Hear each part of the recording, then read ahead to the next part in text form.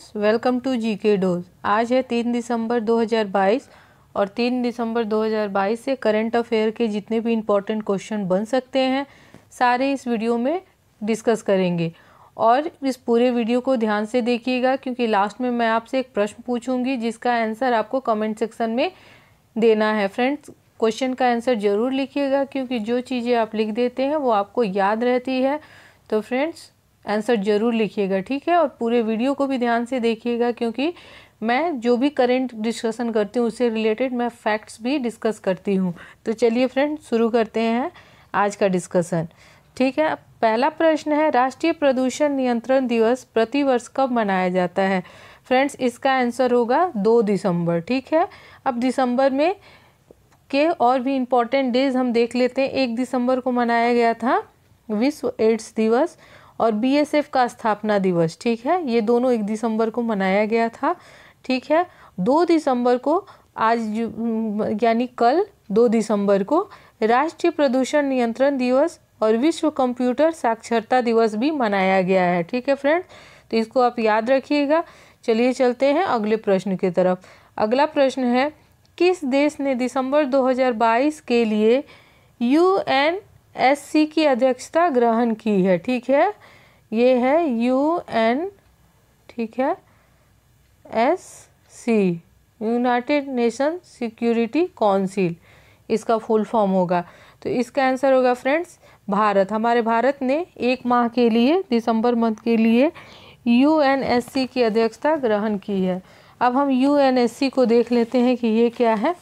तो ये है फ्रेंड्स यूएनओ की एक, यूएनओ जो संस्था है, ठीक है, ये वैश्विक संस्था है। ये सेकेंड वर्ल्ड वार के बाद वैश्विक शांति के लिए इसको बनाया गया था, ठीक है। तो इसके प्रमुख ये 1945 में इसका गठन हुआ था। तो ये यूएनओ की एक अंग है, ठीक है। यूएनओ का 6 पार्ट है, ठीक है, 6 अंग है जिसमें से यूएनएससी एक अंग है, ठीक है। अब हम इसके बारे में देख लेते हैं फ्रेंड्स। पहले यूएनओ को देखते हैं, ठीक है। यूएनओ, ठीक है, ये एक वैश्विक संगठन है जिसमें लगभग मैक्सिमम सारे कंट्री 193 या 194 इसके मेंबर हैं। 93 या 94, 193 या 94, ठीक है। इसका स्थापना हुआ था 24, ठीक है, 24 अक्टूबर 1945 को, ठीक है। इसका हेड क्वार्टर है यूएनओ का न्यूयॉर्क में, न्यूयॉर्क में इसका हेड क्वार्टर है, ठीक है।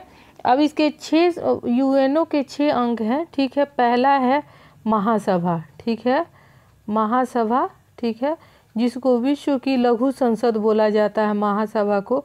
दूसरा है सुरक्षा परिषद, यही है फ्रेंड्स जो अभी हमारे देश भारत ने इसकी अध्यक्षता ग्रहण की है। ये सुरक्षा परिषद जो है इसको बोला जाता है शॉर्टकट में United nation security council. Friends, इसके 15 टोटल सदस्य हैं जिसमें 5 अस्थाई सदस्य हैं, ठीक है, 5 अस्थाई सदस्य हैं और 10 अस्थाई, ठीक है, अस्थाई सदस्य हैं, 10 अस्थाई सदस्य हैं।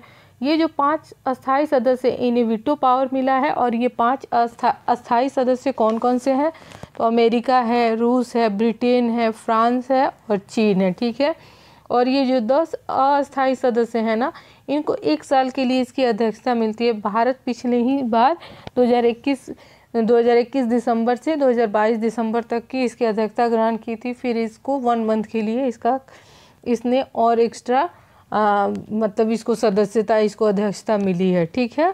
ये इसका सदस्य बना था, ठीक है, 1 साल के लिए, अब इसको अध्यक्षता मिली है, ठीक है।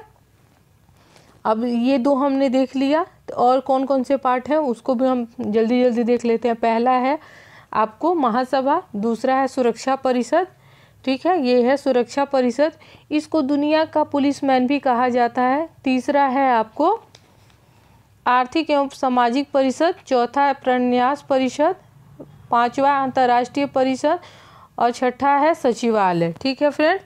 तो ये आपको 6 अंग हो गए यूएनओ के। अब चलते हैं अगले प्रश्न पे।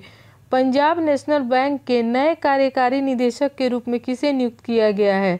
इसका आंसर होगा एम परमाशिवम, ठीक है। केंद्रीय मंत्रिमंडल की नियुक्ति समिति ने सरकारी स्वामित्व वाले पंजाब नेशनल बैंक के कार्यकारी निदेशक के रूप में एम परमाशिवम की नियुक्ति को मंजूरी दी है। ठीक है, अब हम इमेज में देख लेते हैं फ्रेंड्स, एम परमाशिवम। ठीक है, ये है एम परमाशिवम को पीएनबी का नया कार्यकारी निदेशक नियुक्त किया गया है। ठीक है, अब नियुक्ति से रिलेटेड और भी फैक्ट देख लेते हैं। ठीक है, अरुण गोयल को इलेक्शन कमीशन ऑफ इंडिया का चुनाव आयुक्त बनाया गया है। आईएओ की एथलीट कमीशन के अध्यक्ष मेरी कॉम को चुना गया है। गुजरात क्रिकेट संघ का नया अध्यक्ष धनराज परिमल नाथवानी को चुना गया है। सुमित्रा चरत राम पुरस्कार से उमा शर्मा को सम्मानित किया गया है। विनीत कुमार ने खादी एवं ग्राम उद्योग आयोग के सीईओ के रूप में कार्यभार संभाला है। चलिए अगला प्रश्न देखते हैं। भारत ने किस केंद्र शासित प्रदेश में देश का सबसे बड़ा अंतर्राष्ट्रीय योग केंद्र है? ठीक है, या अंतर्राष्ट्रीय योग केंद्र बना रहा है?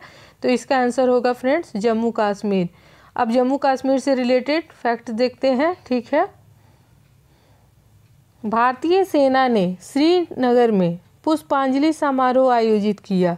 चिनाब वाइट वाटर राफ्टिंग महोत्सव जम्मू कश्मीर में आयोजित हुआ। ठीक है, गृह मंत्री अमित शाह ने जम्मू कश्मीर में पहाड़ियों को एसटी का दर्जा देने की घोषणा की है। जम्मू कश्मीर में श्रीनगर में लगभग 3 दशक के बाद पहला मल्टीप्लेक्स खुला है। 3 दशक बाद। ठीक है, जम्मू कश्मीर के उपराज्यपाल ने 120 फीट लंबा राष्ट्रीय ध्वज को राष्ट्र को समर्पित किया है। ठीक है, अब देखते हैं अगला प्रश्न। किस राज्य ने अपने जीएसडीपी को ठीक है दोगुना करने के लक्ष्य को प्राप्त करने के लिए प्रबंधन परामर्शदाता मैकिन्से को कम रखा है? फ्रेंड्स, इसका आंसर होगा उत्तराखंड।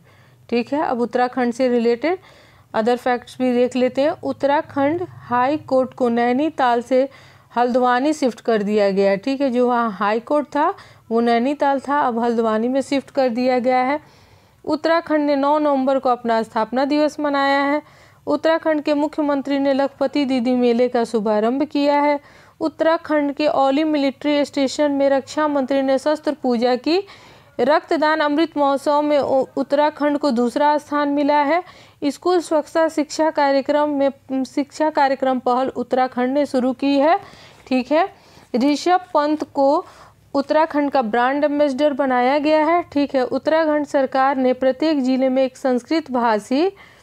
संस्कृत भाषी गांव विकसित करने का निर्णय लिया है। ठीक है, अब उत्तराखंड के सीएम कौन है अभी प्रेजेंट टाइम के? पुष्कर सिंह धामी। ठीक है, और गवर्नर है गुरमीत सिंह। ठीक है, एक और फैक्ट आप याद रखिएगा, जो नई शिक्षा नीति 2020 आई थी तो उसको प्राइमरी स्तर पर लागू करने वाला पहला राज्य उत्तराखंड ही था। उत्तराखंड में जिम कॉर्बेट नेशनल पार्क है, राजाजी नेशनल पार्क है, नंदा देवी नेशनल पार्क है, गंगोत्री नेशनल पार्क है, फूलों की घाटी है। ठीक है फ्रेंड्स, तो ये आप याद रखिएगा। चलिए अगला प्रश्न देखते हैं। भारतीय नौसैनिक बेड़े शिवालिक और कामोर्टा किस शहर के दौरे पर जा रहे हैं? तो ये होगा हो चिन मिन। ठीक है, भारतीय नौसैनिक बेड़े वियतनाम में हो ची मिन सिटी का, ये वियतनाम भी आपको देश का नाम भी पूछ सकता है और पार्टिकुलर उस जगह का भी नाम पूछ सकता है। ठीक है, तो ये दोनों आप याद रखिएगा। ठीक है, तो वहाँ का दौरा करेंगे। शिवालिक और कामोर्टा शिप जो दक्षिण चीन सागर में आगे तैनात है। ठीक है, वियतनाम का दौरा कर रहे हैं। ठीक है, वियतनाम के दौरे पर वहाँ पे हो चिन मिन के दौरे पे जा रहे हैं। ठीक है, चलिए अगला प्रश्न देखते हैं। किस देश ने चंद्रमा अंतरिक्ष यान को चलाने के लिए भाप का सफलतापूर्वक उपयोग किया है? ठीक है, इसका आंसर होगा फ्रेंड जापान। जापान ने अपने इक्वेलियस अंतरिक्ष यान को चलाने के लिए, ठीक है फ्रेंड्स, इसको देखते हैं। जापान ने अपने इक्वेलियस अंतरिक्ष यान को चलाने के लिए स्टीम का सफलतापूर्वक उपयोग किया है। जापान एरोस्पेस एक्सप्लोरेशन एजेंसी यानी जैक्सा, ठीक है, जापान की जो स्पेस कंपनी है उसका क्या नाम है, जैक्सा ने दावा किया है कि यह जल प्रणोदन प्रणाली का उपयोग करके लोअर अर्थ ऑर्बिट, ठीक है, लोअर अर्थ ऑर्बिट में पूरे दुनिया का पहला सफल ऑर्बिट कंट्रोल है। ठीक है, अब देखते हैं अगला प्रश्न। भारत ने अंतर्राष्ट्रीय समुद्री संगठन की रणनीति योजना में डिजिटलीकरण को शामिल करने के किस देश के प्रस्ताव का समर्थन किया? फ्रेंड्स, इसका आंसर होगा संयुक्त अरब अमीरात। यूएई ने समुद्री उद्योग में आने वाली नियामक बाधाओं को हल करने में मदद करने के लिए डिजिटलीकरण पहल के एक हिस्से के रूप में एक समुद्री एकल खिड़की प्रणाली को अपनाने का प्रस्ताव दिया है। ठीक है, जिसको आईएमओ ने एक्सेप्ट किया है। ठीक है, चलिए चलते हैं, लास्ट प्रश्न है। भारत अमेरिका के बीच संयुक्त सैन्य अभ्यास युद्ध अभ्यास 2022 किस भारतीय राज्य में आयोजित किया गया है? ठीक है, युद्ध अभ्यास ये किसके बीच होता है? तो भारत और अमेरिका के बीच।